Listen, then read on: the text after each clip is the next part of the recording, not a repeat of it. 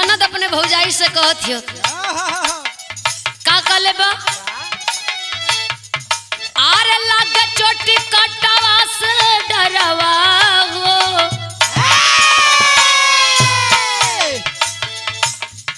आरे लागे चोटी कटवा से डरवा हो भौजी तो पले रही खबरवा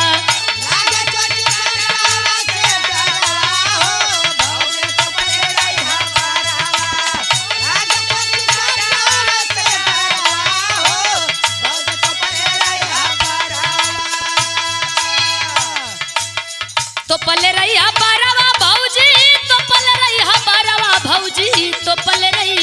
बरवा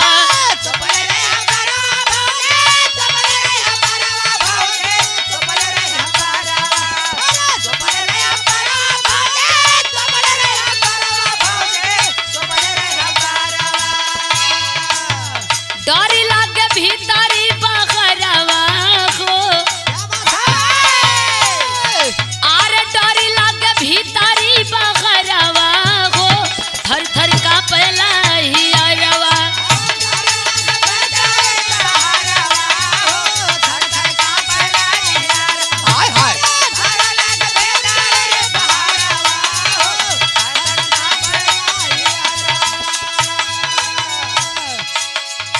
आगे कहले बा का कहले बा केहू कहे कीड़ा केहू कंप्यूटर से चलेला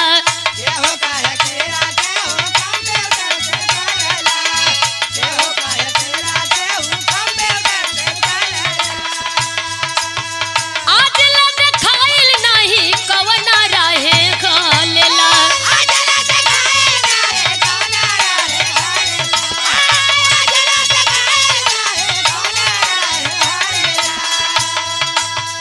आज ले कोई देख ना पवन उ कब आवेला कौना राहे आवेला कौना राहे हेलेला आ हेल के काट के चल जाला यही लिए तू सावधान रही हो का कले हो अरे पता नहीं पवला सिसरी करवा हो अरे पता नहीं पवला सिसरी करवा हो थर थर कांपेला ही अरवा पता नहीं पवला सिसरी करवा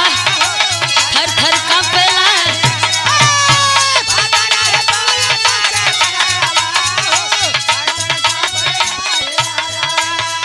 और याद रखे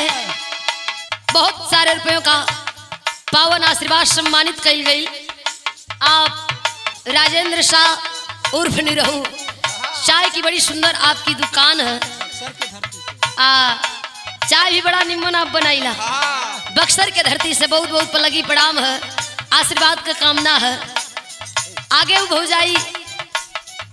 अपने ननद से पूछत है तब ननद बतावत है का बतौले है अरे नीब पतई टंगली ने बुमारी चा मिलाई के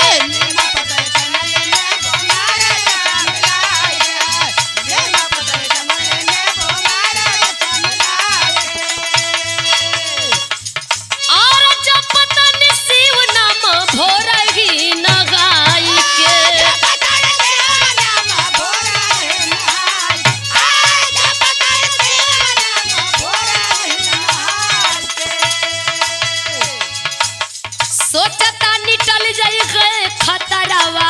हो सोचता निटल जाई गए खतरावा हो थर थर का पहला ही अरवा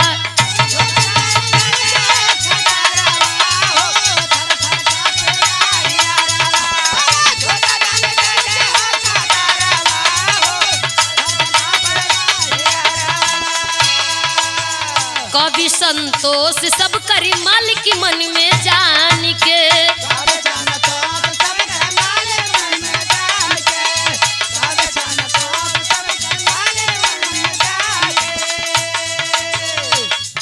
आरा सौंप दिल पानी सब कालेस भगवान के